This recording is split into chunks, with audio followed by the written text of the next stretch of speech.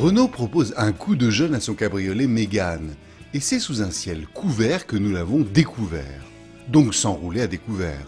Qu'à cela ne tienne, ce modèle ne change pas fondamentalement, mais s'harmonise avec le reste de la gamme en adoptant une nouvelle calandre, symbole du style créé par Lorenz van den Acker. L'ensemble bouclier-phare-grille est ainsi modifié. Nous n'irons pas crier au génie, mais cela donne plus de personnalité à la voiture sans la rendre agressive pour autant. Le reste de la ligne sera au goût de chacun, la Mégane conservant pour atout son toit vitré en dur. Les adeptes de la toile trouveront forcément leur plaisir ailleurs.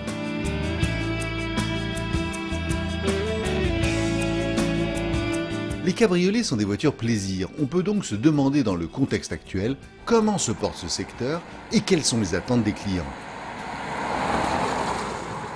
Alors sur un marché français qui a connu une année 2013 un petit peu compliquée, on a un marché du coupé cabriolet sur le segment C qui a plus souffert que le marché puisqu'il est en baisse de 26% quand le marché français a été quasiment au même niveau que l'année dernière. Sur une nouvelle Mégane coupé cabriolet, 10% de nos clients choisissent des motorisations essence, le reste se porte sur du diesel. On notera également l'arrivée du système AirLink proposant un écran tactile de 7 pouces et permettant de communiquer les fonctions classiques de navigation, gestion audio et autres équipements dignes de toute voiture moderne. L'intérieur de l'auto n'évolue pas plus.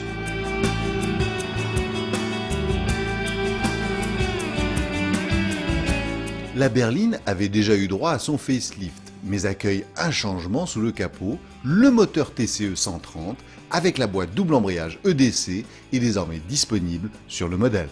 Sur nouvelle Mégane berline, on introduit le TCE 130 EDC. Donc en termes de nouveautés, c'est bien sûr l'introduction de la boîte à double embrayage à 6 rapports. Et également en version boîte manuelle, on introduit l'Overboost, donc avec 20 Nm supplémentaires disponibles sur demande. Toujours une réduction de la consommation qui est une des premières attentes de nos clients aujourd'hui, mais également une recherche du confort. On le voit dans les évolutions du marché sur les boîtes auto aujourd'hui en Europe, qui passe de 20% à 34%. La promesse du constructeur est celle de rapports courts, de bonnes reprises et d'un 0 à 100 en 9,5 secondes. Ainsi équipé, on dispose d'un couple de 205 Nm à 2000 tours minute. En pratique, cette configuration s'adapte bien à une utilisation de la Mégane en grande routière. On adopte une conduite coulée, et s'il ne faut pas chercher ici un coup de pied aux fesses, les reprises sont tout à fait correctes pour doubler en toute sécurité.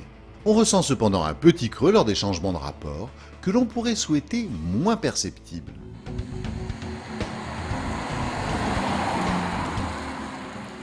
Avec son châssis tenant encore largement tête à des plateformes plus modernes, ces changements assurent à la Mégane encore de beaux jours.